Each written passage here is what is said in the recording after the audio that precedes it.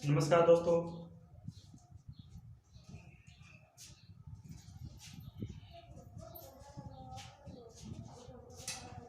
कल अपने वक्रता त्रिज्या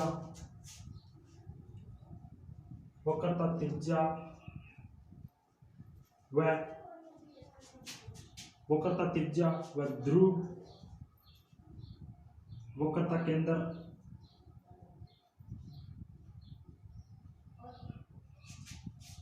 आदि के बारे में पढ़ा था।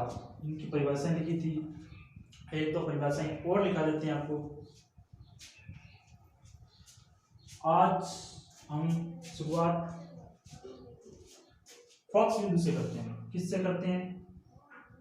फॉक्स बिंदु से। फॉक्स बिंदु से फॉक्स बिंदु से करते हैं। फॉक्स बिंदु किसे कहते हैं दोस्तों? मैं आपको डायग्राम के थ्रू समझाने की कोशिश करता हूं पहले, फिर हम परिभाषाएं लिख लेंगे। ये हमने गोलीय दर्पण के दो पार्ट जो हमने पढ़ा है, अवतल दर्पण और उत्तल दर्पण बनाने। हमने सीखा था कि जब किसी दर्पण के गोलीय दर्पण के बाह्य भाग पे पॉलिश की जाती है तो वह अवतल दर्पण बन जाता है। अवतल दर्पण बन जाता है। और जब हम आंतरिक भाग में, ये आंतरिक भाग में पॉलिश करते हैं तो वह उत्तल दर्पण बनता है। क्या हो जाता है? वो उत्तल दर्पण बन जाता है। ये हमारी मुख्य अक्ष है, एक्स डैश एक्स डैश। मुख्य अक्ष को एक्स डैश से ही दर्शाते हैं। तो फॉक्स बिंदु किसे कहते हैं? वह प्रकाश किरण, जब कोई प्रकाश किरण मुख्य अक्ष के समांतर, ये मुख्य अक्ष है, इसके समांतर ठीक जस्ट कोई प्रकाश किरण दर्पण की सतह पर आपतित होती है, तो परावर्तन के पश्चात, दर्पण से परावर्तन के पश्चात जिस बिंदु से होकर गुजरती है या मुख्य अक्ष के समांतर चलती हुई प्रकाश किरण जिस बिंदु से गुजरती हुई प्रतीत होती है, उस बिंदु को क्या कहते हैं? उस बिंदु को ही अपन फॉक्स बिंदु कहते हैं। क्या कहते हैं? फॉक्स बिंदु कहते हैं। तो परिभाषा के अंदर हम लिखेंगे, जब कोई प्रकाश किरण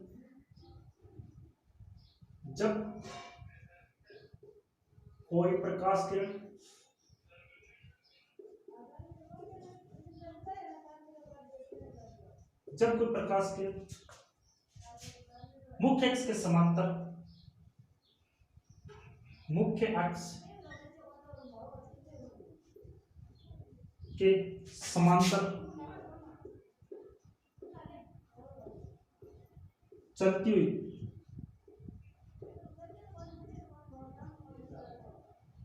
दर्पण की सतह, दर्पण से परावर्तित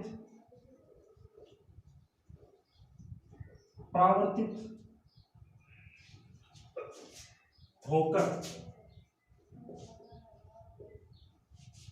जिस बिंदु से गुजरती है,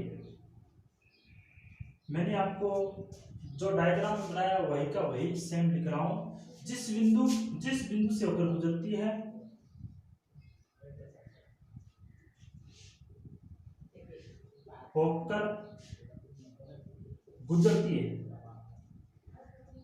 हमने लिखा है गुजरती है। ये देखो जी, ये गुजर रही है यहां से, तो ये कौन सा है?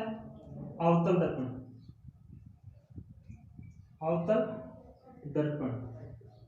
या गुजरती हुई प्रतीत होती है, या गुजरती हुई प्रतीत होती है।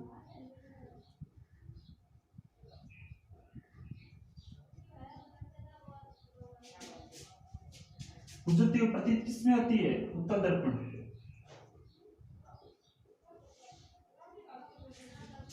उस बिंदु को क्या कहते हैं मित्रों? उस बिंदु को दोस्तों फॉक्स बिंदु कहते हैं। क्या कहते हैं? फॉक्स बिंदु। बड़ी आसान और इजी सी परिभाषा है, आपको रटने की तो आवश्यकता ही नहीं है। मैंने डायग्राम बनाया, जब कोई प्रकाश की मुख्य अक्ष के समांतर चलती है, यह देखो जी मुख्य अक्ष के समांतर चलती है, दर्पण से परावर्तन के पश्चात जिस बिंदु से होकर गुजरती है, यह देखो जी दर्पण से परावर्तन के पश्चात जिस बिंदु से होकर गुजरती है या गुजरती हुई प्रतीत होती है, उस बिंदु को हम क्या करते हैं? उस बिंदु को हम फॉक्स बिंदु कहते हैं। क्या कहते हैं? फॉक्स बिंदु कहते हैं। आगे आप ये भी लिख सकते हो, इससे हम F से निरूपित करते हैं। क्या करते हैं? निरूपित करते हैं।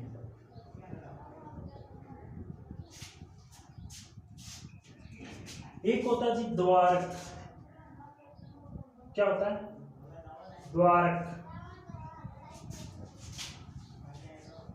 आप ये सीखते हो द्वारक से,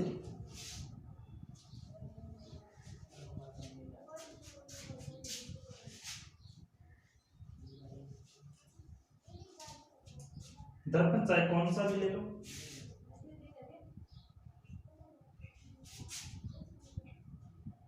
ये लो जी हमने गोली दर्पण ले लिए, तो गोली दर्पण का कोई भी भाग ले सकते हो। जब इस पे पॉलिश की जाती है, ये हमने पॉलिश कर दी, तो इसको हम परावर्तक तल कहते हैं। परावर्तक तल पॉलिश किए हुए भाग को ही परावर्तक तल कहते हैं। और परावर्तक तल के मध्य का बिंदु ध्रुव कहलाता है। क्या कहलाता है? ध्रुव। और ये इसका व्यास है, परावर्तक तल का ये व्यास है, यहां से लेकर यहां तक ये इतना व्यास है। इस व्यास को ही हम क्या कहते हैं? द्वारक कहते हैं। क्या कहते हैं? द्वारक। तो द्वारक की परिभाषा हम इस प्रकार से दे सकते हैं कि गोलीय दर्पण के किसके? गोलीय दर्पण के, ये गोलीय दर्पण, गोलीय दर्पण के परावर्तक तल, क्या? परावर्तक, गोलीय दर्पण के परावर्तक तल का व्यास क्या कहलाता है? द्वारक कहलाता है। द्वारक कहलाता है।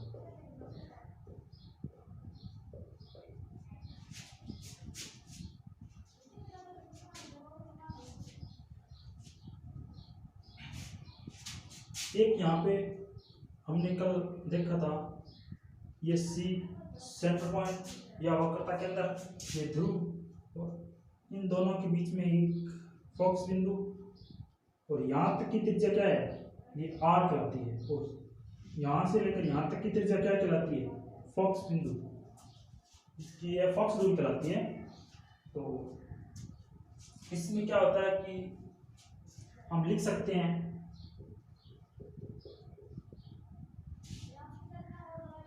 गोलीय दर्पण को के व्यास को द्वारक कहते हैं। इससे हम एम डैश से निरूपित करते हैं।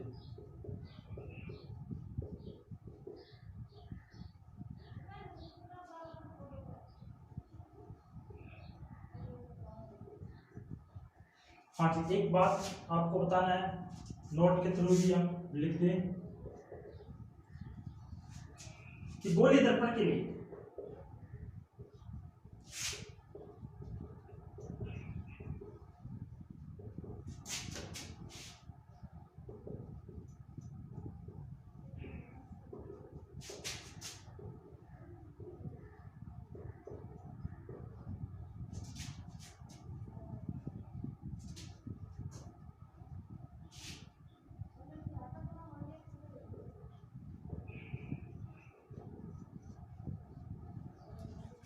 गोलीय दर्पण के लिए फॉक्स दूरी एफ त्रिज्या आर की आदि होती है। अर्थात ये देखो यहां पे लिख देते हैं,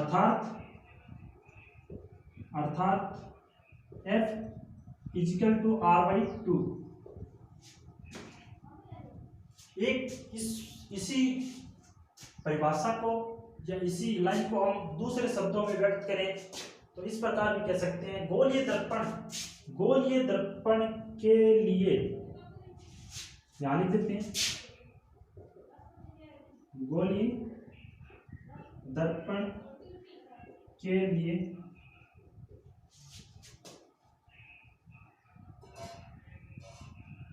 वक्रता त्रिज्या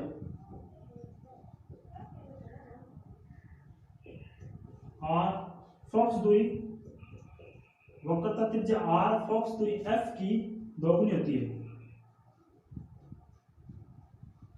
दोगुनी होती है। अर्थात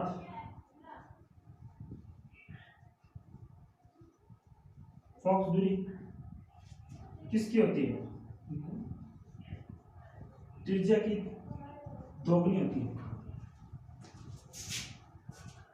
ये और ये सेम ही एक ही बात है,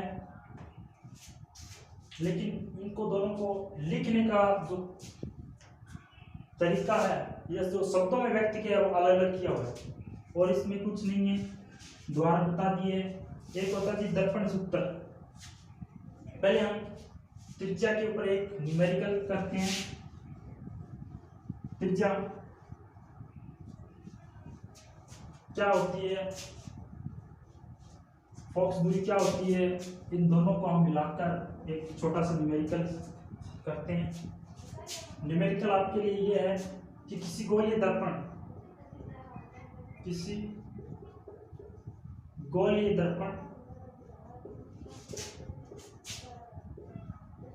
की त्रिज्या, वक्रता त्रिज्या कहते हैं या त्रिज्या कहते हैं, R 20 सेमी है, तो बताओ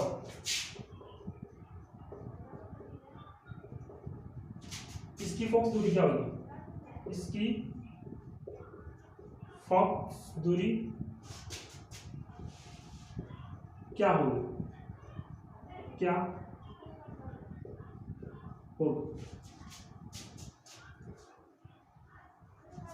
तो क्या दे रखा आपको, R 20 सेमी दिया हुआ है, फोकस दूरी F ज्ञात करना है।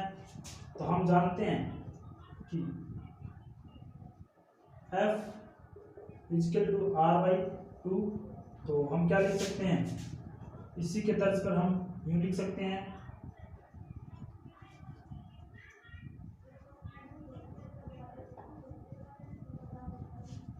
फोकस दूरी क्या आ गई 10 सेमी। इसे हम डायग्राम के थ्रू भी सॉल्व कर सकते हैं।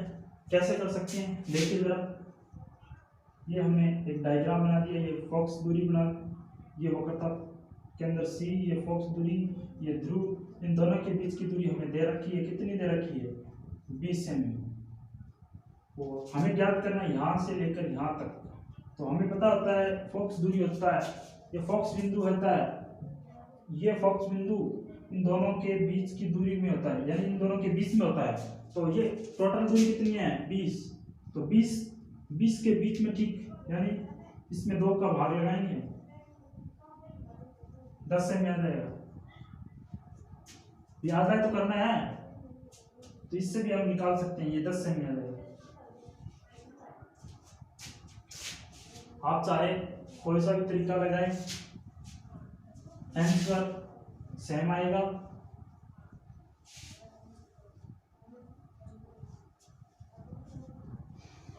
गोलीय दर्पण से परावर्तन के नियम, गोलीय दर्पण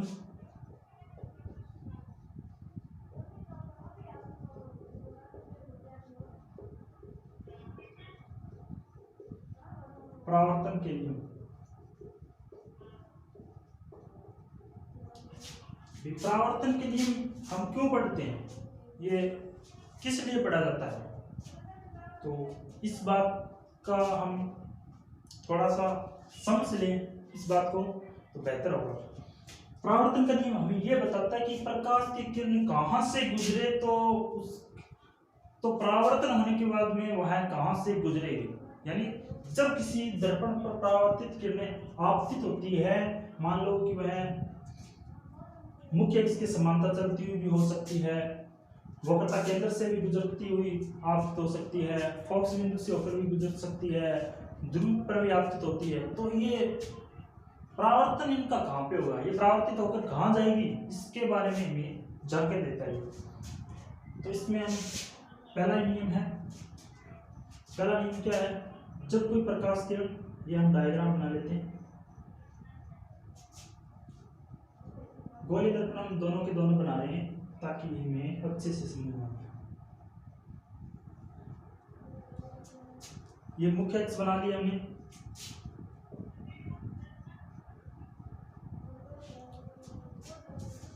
पहला नियम यह बताता हमको कि जब कोई प्रकाश किरण मुख्य अक्ष के समांतर, यह लो जी मुख्य अक्ष के समांतर दर्पण पर आपतित होती है, क्या होती है, दर्पण पर आपतित होती है, तो वह परावर्तित होकर जिस बिंदु से होकर गुजरती है, या फोकस बिंदु से होकर गुजरती है, किससे होकर गुजरती है, फोकस बिंदु से होकर गुजरती है, या हमें गुजरती हुई प्रतीत होती है, या हमें गुजरती हुई प्रतीत होती है, वह प्रकाश किरण, इसके लिए हम लिख सकते हैं वह प्रकाश किरण, वह प्रकाश किरण जो मुख्य अक्ष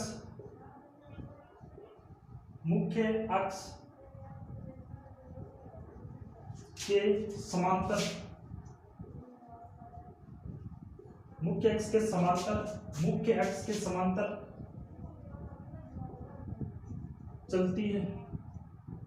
चलती हुई दर्पण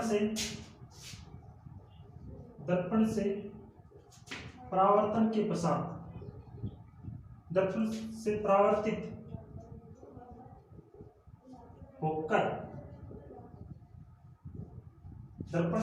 होकर किससे गुजरती है, फोकस बिंदु से होकर, फोकस बिंदु से जिस बिंदु से होकर गुजरती है, या फोकस बिंदु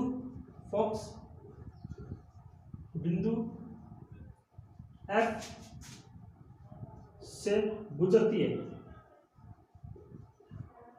जब हम गुजरती लिखते हैं, गुजरती तो ये किसके लिए है, अवतल दर्पण गुजरती है या गुजरती हुई आपतित होती है, गुजरती हुई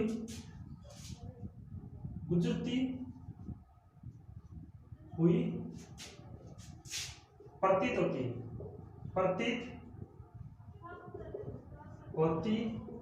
है उत्तल दर्पण।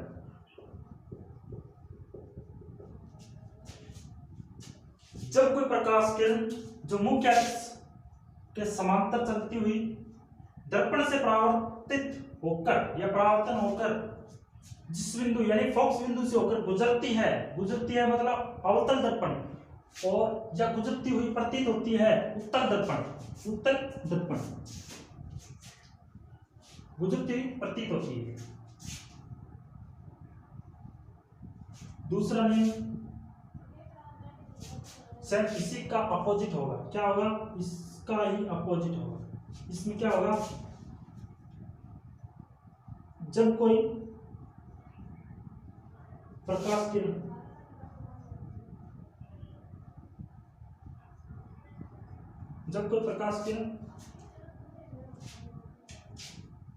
फोकस बिंदु से गुजरती है, फोकस बिंदु से होकर गुजरती है,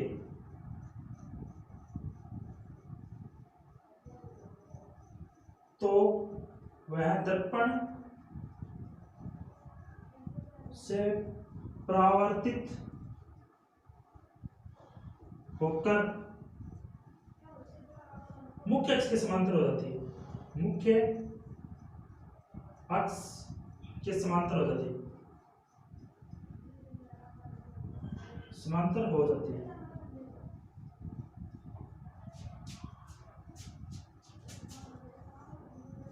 ये हमने अवतल दर्पण उत्तल दर्पण बना लिया है। जब कोई ये कहता है जब कोई प्रकाश किरण फोकस बिंदु से होकर गुजरती है, ये फोकस बिंदु ये मुख्य अक्ष के समांतर हो जाती है, ये देखो। या फिर जब कोई प्रकाश किरण फोकस बिंदु से गुजरती हुई प्रतीत होती है, फोकस बिंदु से होकर गुजरती हुई प्रतीत होती है, तो वह मुख्य अक्ष के समांतर हो जाती है। ये देखो, ये इसके एकदम बिल्कुल समांतर है, मुख्य अक्ष के समांतर हो जाती है। दूसरा नियम आ गया, मैं यहां से थोड़ा सा मिटा रहा हूं। तीसरा नियम, इसका तीसरा नियम है जब कोई प्रकाश किरण, ये दोनों मैंने वक्रता केंद्र से, तीसरा नियम वक्रता केंद्र के बारे में जान के देता है। ये वक्रता केंद्र है, ये वक्रता केंद्र है।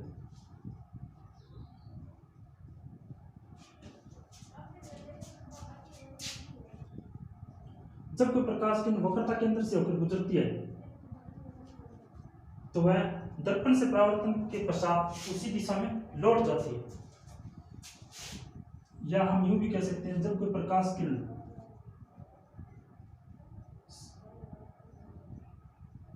वक्रता केंद्र से गुजरती है तो वह उसी दिशा में लौट जाती है। तो हम लिखेंगे जब कोई प्रकाश किरण, जब कोई प्रकाश किरण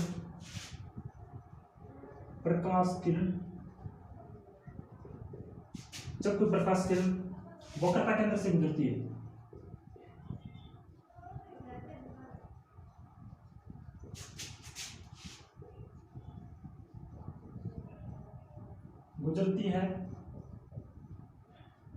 तो वह दर्पण से परावर्तित होकर उसी दिशा में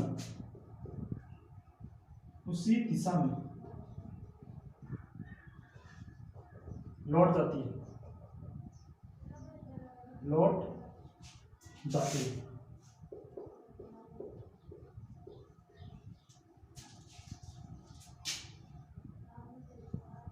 एक नियम और आखिरी और 4 नंबर, जब कोई प्रकाश किरण ध्रुव से गुजरती है तो क्या होता है? जब कोई प्रकाश किरण ध्रुव से, ये हमने ध्रुव बना लिया है, जब कोई प्रकाश किरण ध्रुव से गुजरती है तो जितने कोण बनाकर जाती है उतने कोण पर, जितने कोण बनाती है उतने कोण पर बनाते हुए वह आगे बढ़ जाती है।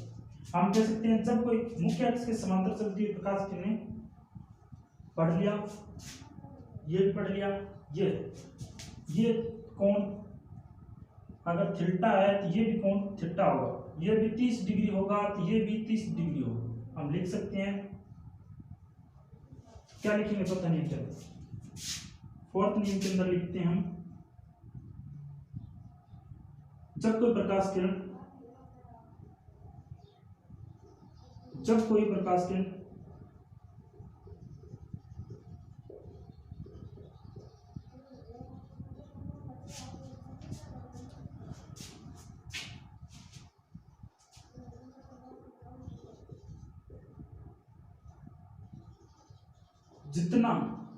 जितना कोण बनाकर ध्रुव पर आपतित होती है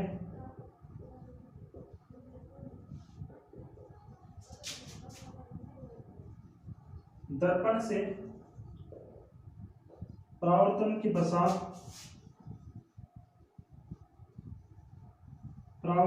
पश्चात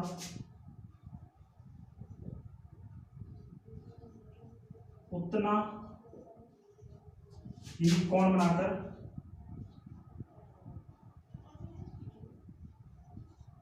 लौट जाती है।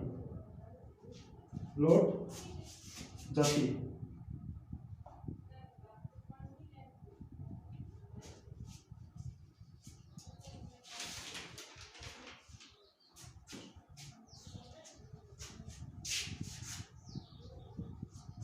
ये तीनों नियम लिख लिया हमने। आप इनका स्क्रीनशॉट ले सकते हैं, या मैं जो भी आपको लिखाता हूँ तो आप मेरे साथ साथ भी लिख सकते हैं। मैं आपको इसीलिए लिखा रहा हूँ ताकि आप साथ साथ में लिखते जाएं, अपने नोट्स बनाते जाएं। और मित्रों, जब नोट्स बनाते हैं हम तो वह अपने बहुत से काम आते हैं। हर एग्जाम के अंदर ये टॉपिक सेम का सेम रहेगा, इसमें कोई बदलाव नहीं होना है। जैसा आप आज नोट्स बना लोगे तो कल वैसे के वैसे रहेंगे। आप उनको जब चाहें काम में ले सकते हैं। पढ़ा हुआ याद रहे ना रहे, लेकिन नोट्स बनाए हुए आपके पास रहेंगे, जब चाहें आप उनको याद कर सकते हैं।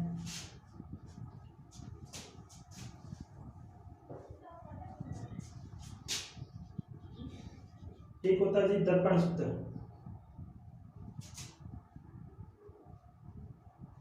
क्या होता है दर्पण सूत्र?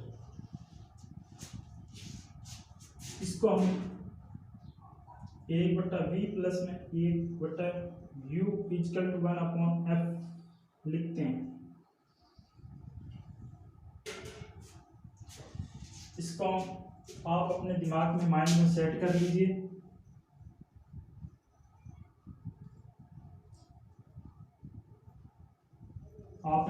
आप अपने दिमाग में इसको सेव कर लें। एक आवर्धन क्षमता पे हम बात करते हैं। आवर्धन क्षमता, उसके बाद हम न्यूमेरिकल्स करते हैं इनके। आवर्धन क्षमता किसे कहते हैं? आवर्धन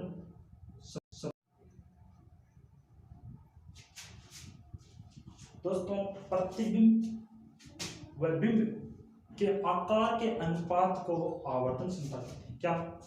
क्या कहते हैं? प्रतिबिंब व बिंब के आकार के अनुपात को क्या कहते हैं?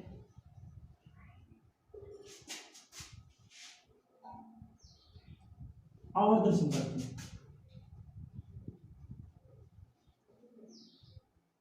आवर्धन क्षमता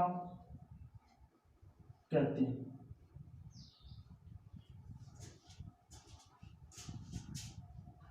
इसे m से दर्शाते हैं।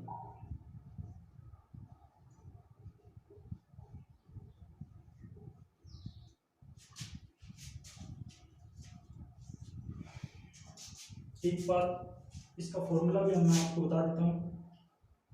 m equal to h dash upon h या v अपॉन u।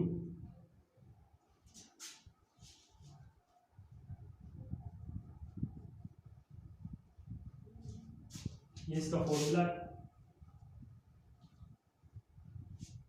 जहां h डैश प्रतिबिंब की ऊंचाई है,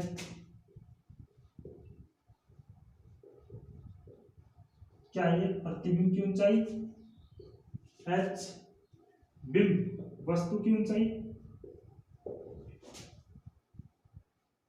u प्रतिबिंब से दूरी,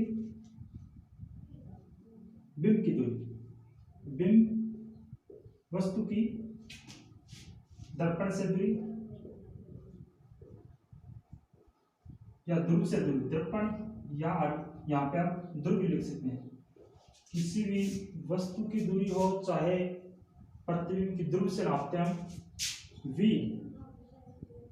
प्रतिबिंब की ध्रुव से दूरी,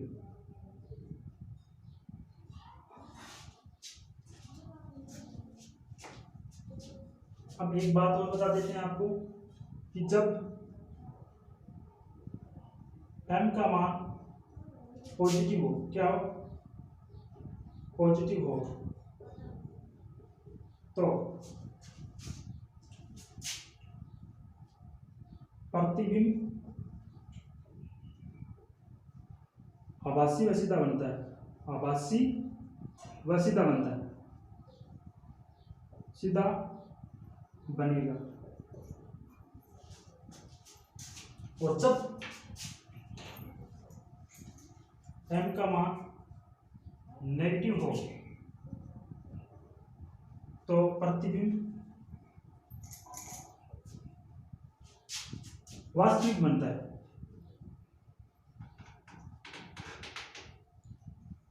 क्या बनता है? वास्तविक तथा उल्टा बनेगा।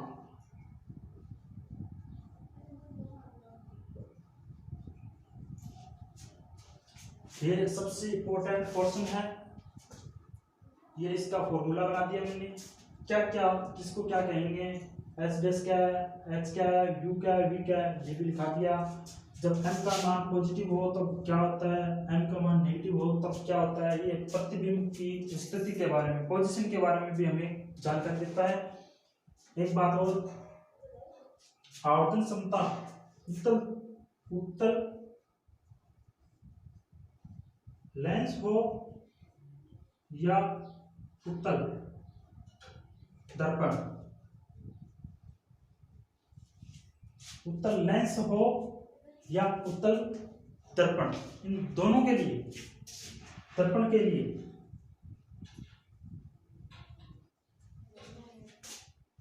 u का मान नेगेटिव के लिए u का मान नेगेटिव, v का मान पॉजिटिव और f का मान भी पॉजिटिव होता है।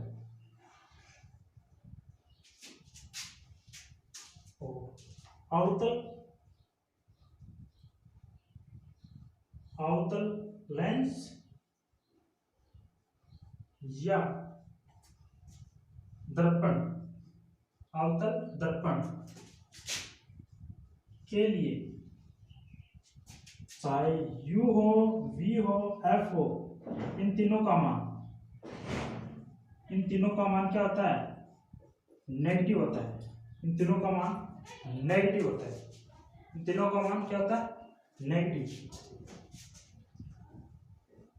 अब अपन कुछ न्यूमेरिकल्स करते हैं इनके बारे में। इन तीनों का मान क्या होता है? नेगेटिव होता है। किसके लिए? अवतल दर्पण के लिए। अब इन सभी बातों से हम न्यूमेरिकल करने की कोशिश करते हैं।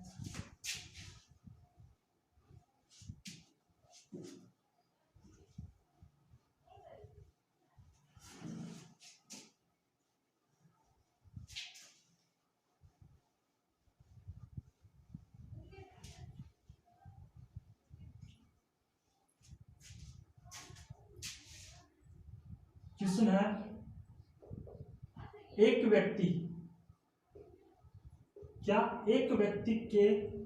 व्यक्ति का चेहरा सेविंग दर्पण, कौन सा दर्पण? सेविंग, दाढ़ी बनाने वाला दर्पण, सेविंग दर्पण से 20 सेमी की दूरी पर, कितनी? 20 सेमी की दूरी पर है। 20 सेमी की दूरी पर है। यदि सेविंग दर्पण की फोकस दूरी, यदि सेविंग दर्पण की फोकस दूरी 80 सेमी हो तो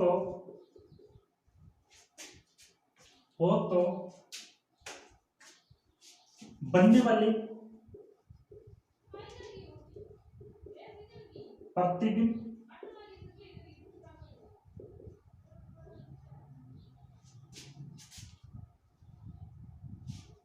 प्रतिबिंब की दर्पण से दूरी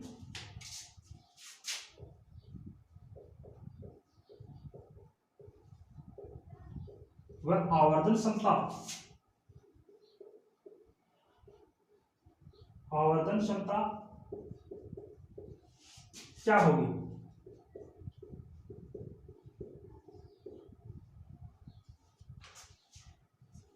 ये क्वेश्चन इतना भी टफ नहीं है जितना आप सोच रहे हो, लेकिन अगर आपकी प्रैक्टिस नहीं हो तो ये क्वेश्चन आप नहीं कर पाओगे। इसमें आप तुक्का नहीं लगा सकते। पहले तो आपको इस क्वेश्चन को पढ़ते ध्यान में रखना है कि ये कौन से दर्पण की बात कर रहा है। तो हम आपको बता देते हैं कि शेविंग बनाने वाला या शेविंग दाढ़ी वाला जो दर्पण होता है वो कौन सा होता है, उसके बारे में हमें जानकारी होना अत्यावश्यक है। तो शेविंग वाला दर्पण कौन सा होगा? यह अवतल दर्पण होगा, अवतल दर्पण। अवतल दर्पण के लिए u का मान नेगेटिव लेते हैं। क्या लेते हैं? u का मान नेगेटिव लेते हैं, v का मान नेगेटिव लेते हैं, f का मान नेगेटिव लेते हैं। अर्थात इन तीनों का मान क्या लेते हैं? नेगेटिव लेते हैं। ऐसे लिख सकते हैं हम के लिए u, v व f तीनों का मान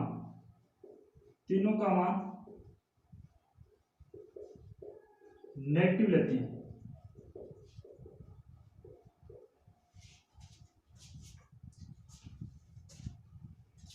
चूंकि यहां कौन सा दर्पण दिया हुआ है? अवतल दर्पण। अब देखना ये हमारे पास क्वेश्चन में दिया हुआ क्या है? फॉक्स दूरी 20 सेमी।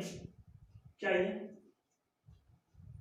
ये इसकी प्रारंभिक दूरी है वस्तु की, और ये दर्पण की फॉक्स दूरी 80 सेमी दे रखा। हमें u दे रखा है। u कितना है? 20 सेमी।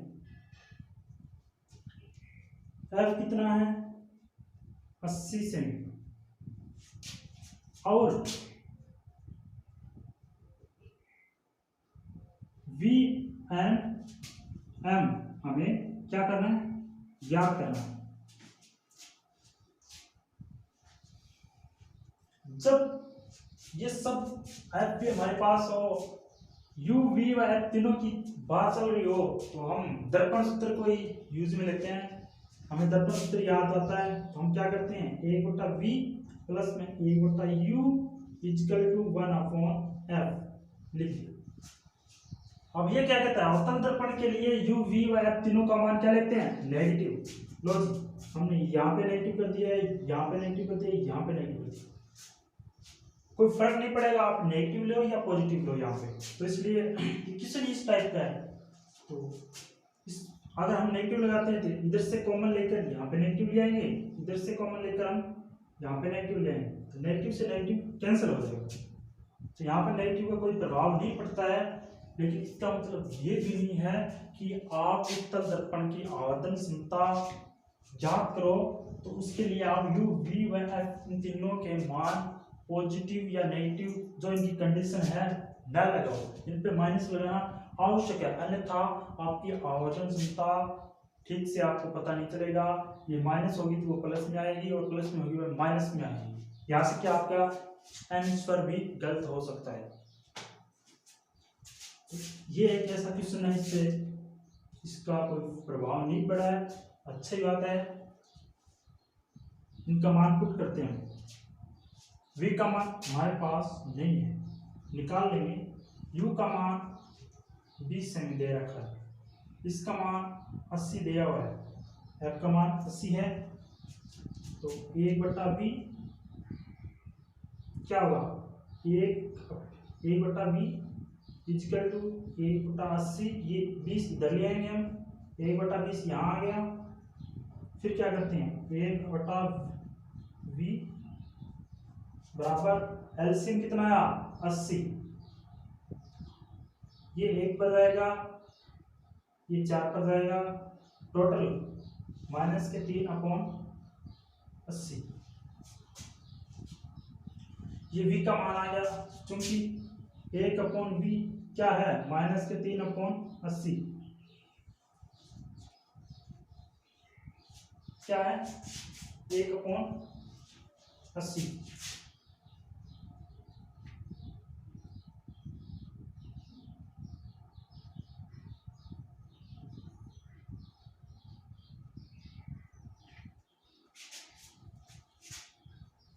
एक अपॉन 80।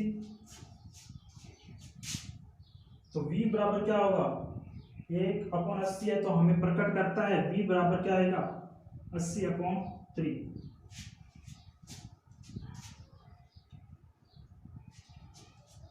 हमें क्या निकालना है आवर्धनशीलता m का मान क्या होता है -v/u। मान पुट करते हैं, v का मान क्या है v का मान 80/3 माइनस का u का मान क्या है 1/20। 20 एकम 20 चौके 80, ये कट जाता है, लेकिन ये 20 माइनस में आएगा। क्यों आएगा u v व f तीनों का मान नेगेटिव है, तो यहाँ पे भी नेगेटिव आएगा। तो ये माइनस से ये माइनस कट हो जाएगा, तो क्या आएगा यहाँ पे 4/3। m का मान क्या आ रहा है पॉजिटिव, m का मान पॉजिटिव आ रहा है, m का मान पॉजिटिव आ रहा है। तो हम कह सकते हैं कि यहाँ पे जब m का मान पॉजिटिव हो तो दर्पण कौन सा होगा प्रतिबिंब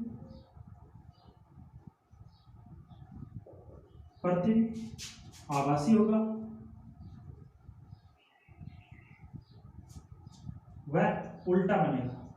क्या बनेगा नहीं आभासी होगा, वह सीधा बनेगा।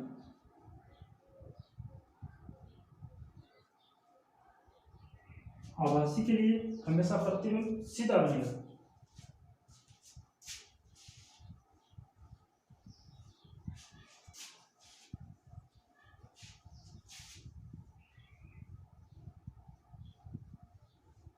नेक्स्ट क्वेश्चन करेंगे हम। इस टाइप के क्वेश्चन कई बार एग्जाम में पूछ लिए जाते हैं, टफ बनाने के लिए एग्जाम को इस टाइप के क्वेश्चन आते हैं।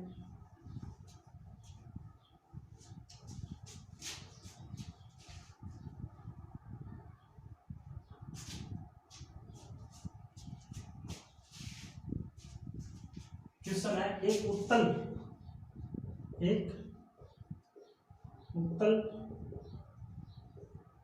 लेंस की फोकस दूरी, एक उत्तल लेंस की फोकस दूरी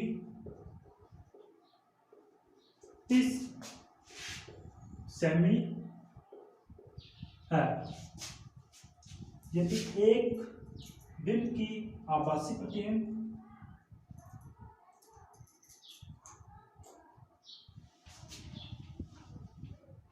यदि बिंब का आभासी प्रतिबिंब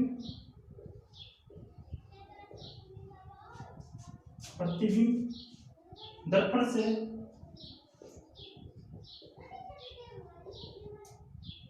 से 20 सेमी की दूरी पर बनता है, तो प्रतिबिंब 20 सेमी की दूरी पर बनता है, तो दर्पण से बिंब की दूरी क्या होगी। तो दर्पण से बिंब की दूरी क्या होगी, क्या होगी। एक उत्तल लेंस फोकस दूरी f दिया हुआ है 30 सेमी है, यदि बिंब का आभासी प्रतिबिंब दर्पण से आभासी प्रतिबिंब यानी v का मान दे रखा है, प्रतिबिंब 20 सेमी की दूरी पर है, ठीक है। तो वस्तु से बिंब की दूरी क्या होगी दिया है, क्या दे रखा हमें, उत्तल लेंस दे रखा है। उत्तल लेंस के लिए क्या होगा, उत्तल लेंस के लिए U नेगेटिव होगा, U नेगेटिव होगा, V पॉजिटिव होगा, U पॉजिटिव होगा। ये हो गया। अब क्या है, उत्तल लेंस की फोकस दूरी 30 सेमी है, 30 सेमी। विम का आभासी प्रतिबिंब दर्पण से 20 सेमी की दूरी पर है। V का मान 20 सेमी, U का मान हमें निकालना है। हम आवर्धन क्षमता भी निकालने की कोशिश करेंगे, क्वेश्चन में नहीं पूछा लेकिन हम निकालेंगे। तो दर्पण सूत्र लगाएंगे, क्या लगाएंगे, दर्पण सूत्र हम यूज करते हैं।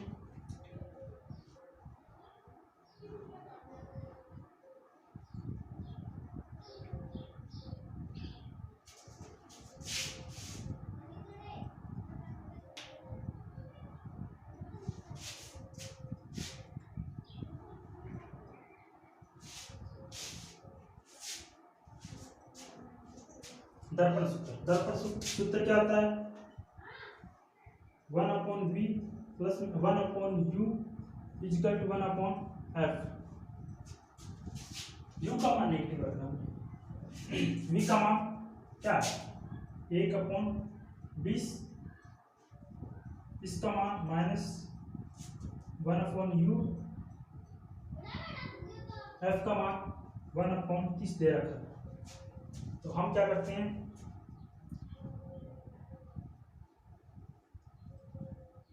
u को यहां रख लेते हैं, 30 माइनस 1/20, इस माइनस को इस तरफ ले जाएंगे तो क्या होगा 1/u इक्वल टू 1/20 माइनस 1/30।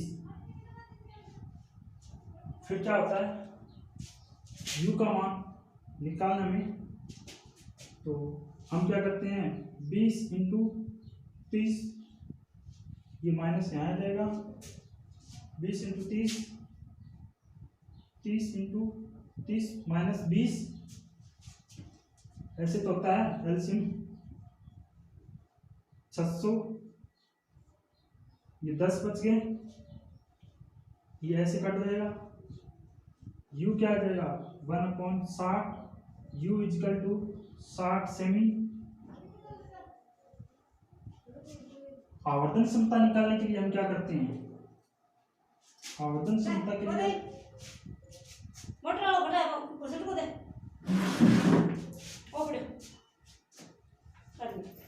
आवर्धन क्षमता के लिए u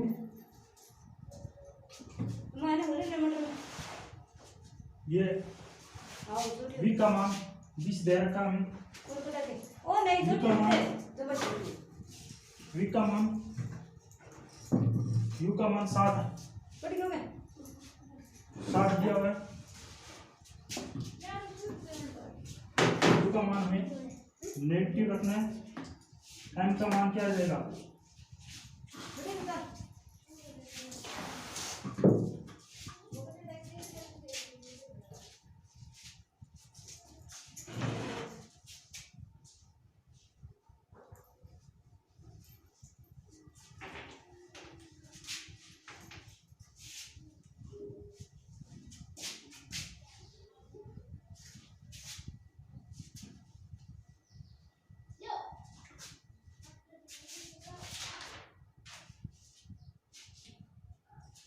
अब दर्पण के लिए एक कार्तीय चिन्ह परिपाटी पर बात करते हैं।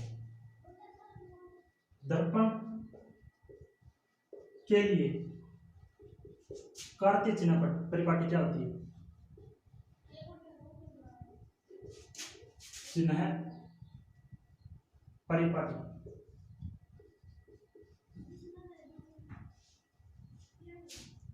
दर्पण के लिए कार्तीय चिन्ह परिपाटी,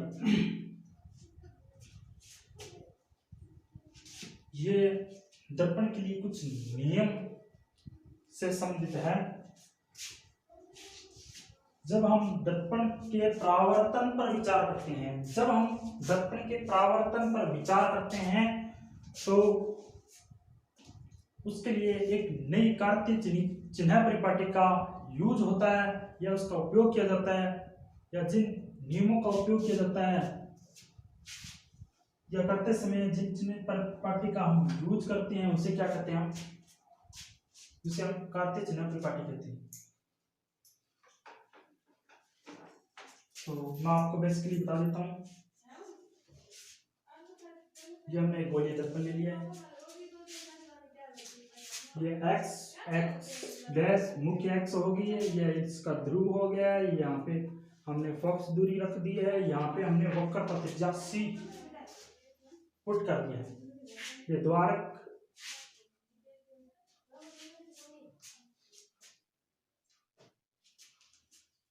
जब भी हम वस्तु से या बिंब की या वस्तु की दूरी मापते हैं तो वह हमेशा ध्रुव से मापी जाती है।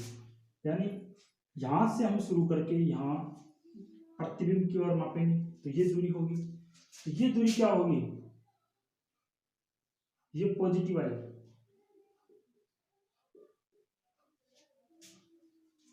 ध्रुव से प्रतिबिंब की ओर मापी गई दूरी क्या आएगी, पॉजिटिव आएगी। और इसी तरह इस तरफ मापी गई दूरी भी क्या आएगी, इसी तरह इस तरफ भी मापी गई दूरी क्या आएगी, नेगेटिव आएगी। क्या आएगी, नेगेटिव। जैसे कि यहाँ पे हमने 0 से शुरुआत की, जब हम अपने हाथ दाईं ओर से बढ़ते हैं तो 1 2 3 4 5 6 सभी अक्षर पॉजिटिव लिखते हैं। क्या लिखते हैं, पॉजिटिव। जब बाईं ओर जाते हैं तब क्या करते हैं, -1 -2 -3 -4 -5।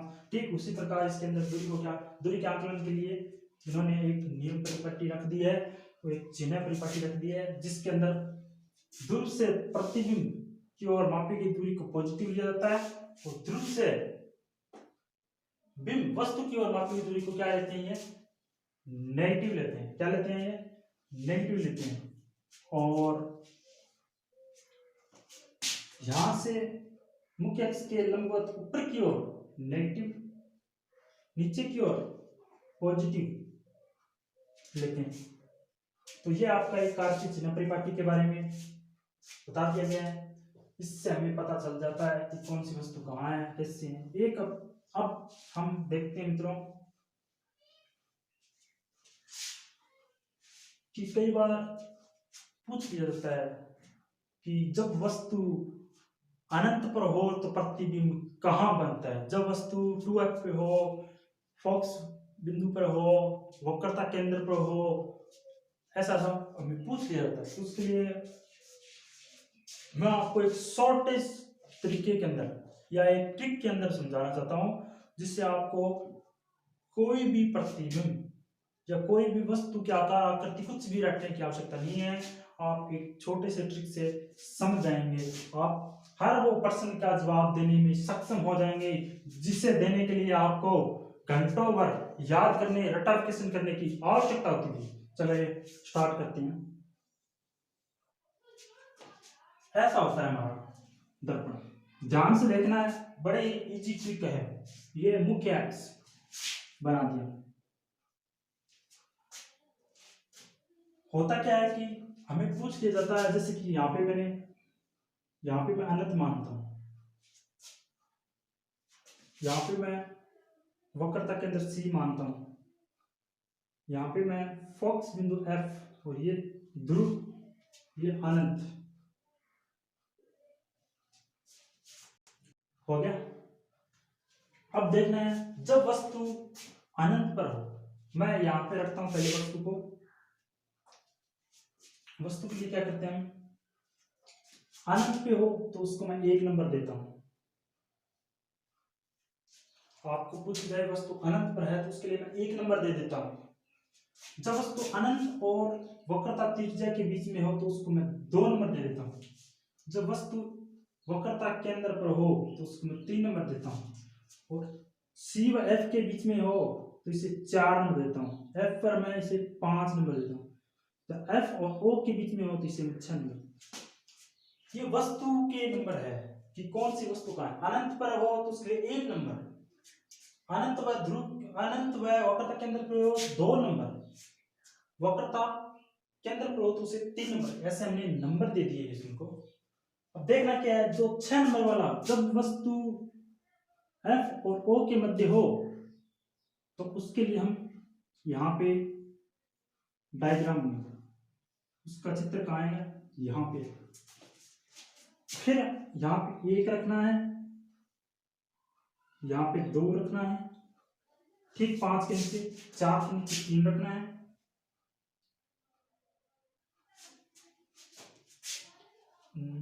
नहीं गलत कर दिया थोड़ा सा, यहाँ पे 6 के नीचे क्या आना था, 1 आना था, न आके हमने यहाँ लिख दिया 6 को। अब यहाँ पे 5 के नीचे 1 रख दिया है, 4 के नीचे 2 रख दिया है, 3 के नीचे हमने 3 रख दिया है, यहाँ पे 4, यहाँ पे 5, ये हमने बना। यहाँ पे आपको ऐसे बनाना है,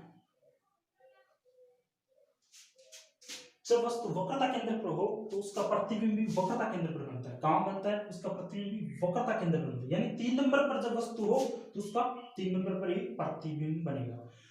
ये तो होगी वस्तु की बात। कैसा बनेगा, समान आकार का। कैसा बनेगा, समान आकार। ऐसा आपने कहीं भी, आपको किसी भी टीचर ने नहीं बताया, आप कहीं भी देख लेना। अगर किसी ने बताया तो आप मेरे को कमेंट बॉक्स में जरूर बताएं। इसके लिए यहाँ पे समान, प्रतिबिंब कैसा होगा, समान। इस तरफ जाएंगे तो छोटे, ये क्या कैसे बनेंगे, ये छोटे बनेंगे, ये छोटे होंगे, वस्तु से छोटे, वस्तु से छोटे। और इस तरफ देखेंगे हम, वस्तु से बड़ा। प्रतिबिंब कैसा बनेगा, वस्तु से बड़ा इस तरफ, और इस तरफ वस्तु से छोटा, ये वस्तु के समान समान बनेगा। और इस तरफ क्या होगा,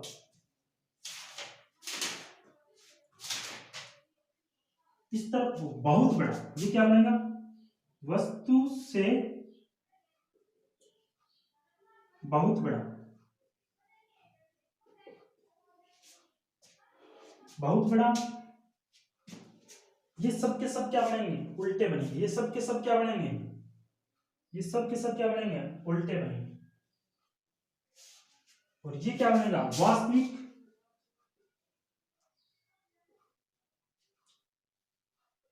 वास्तविक व नहीं, वास्तविक नहीं होगा, ये आभासी व, ये आभासी होगा, ये आभासी होगा व सीधा, ये सभी उल्टे होंगे व आभासी, ये वास्तविक होगा। वास्तविक होगा जो उल्टा होगा। आपको याद क्या रखना है, जब वस्तु वक्रता केंद्र पर हो, नहीं वस्तु अनंत पर हो तो उसका प्रतिबिंब फोकस बिंदु पर बनता है। कैसा बनता है, वस्तु से बड़ा बनेगा, वस्तु से बड़ा बनेगा। कैसा बनेगा, उल्टा व वास्तविक बनेगा। अब आपको पूछ लिया जाए, जब वस्तु किस पे हो, अनंत व वक्रता केंद्र के बीच, या आपको कह दिया जाए वस्तु वक्रता केंद्र से परे हो, तो प्रतिबिंब कैसा बनेगा। 2 नंबर के लिए हमने 2 नंबर दे रखा है, बस यह क्या बनेगा, सी व एफ वक्रता केंद्र व फोकस बिंदु के ठीक बीच में बनेगा। और कैसा बनेगा, वस्तु से बड़ा, उल्टा व वास्तविक। आप चाहे तो आजमा के देख सकते हो, बना के देख सकते हो, ठीक है। फिर जब वस्तु वक्रता केंद्र पर हो तो उसका प्रतिबिंब भी वक्रता केंद्र पर बनेगा, समान बनेगा, उल्टा व वास्तविक बनेगा। कैसा बनेगा, उल्टा व वास्तविक। जब वस्तु का प्रतिबिंब वक्रता केंद्र व फोकस बिंदु के बीच में हो, यानी 4 नंबर पे हो, कितने पे हो, 4 नंबर पे हो, तो प्रतिबिंब कैसा बनेगा, 4 कहां पे है, ये रहा, वस्तु से छोटा बनेगा। क्या बनेगा, वस्तु से छोटा। और कैसा बनेगा, वास्तविक व उल्टा बनेगा। इसी तरह ये 5 नंबर भी हो जाएगा, ये भी वस्तु से छोटा बनेगा। 6 नंबर के लिए एक स्पेशल कंडीशन होती है। 6 नंबर के लिए क्या है, वस्तु से बहुत बड़ा बनेगा। क्या बनेगा, वस्तु से बहुत बड़ा बनेगा, आभासी व सीधा बनेगा। और ये दाईं ओर बढ़ेगा। कहाँ बनेगा? दाईं ओर। तो आज के लिए दोस्तों इतना ही। गुजारिश है कि आपको अगर ये वीडियो पसंद आए, अगर मेरा पढ़ा हुआ पसंद आए, तो आप ज़्यादा से ज़्यादा लाइक करें, शेयर करें, वह अपने मेरे इस चैनल को सब्सक्राइब करें और हमारे साथ जुड़े रहें। धन्यवाद।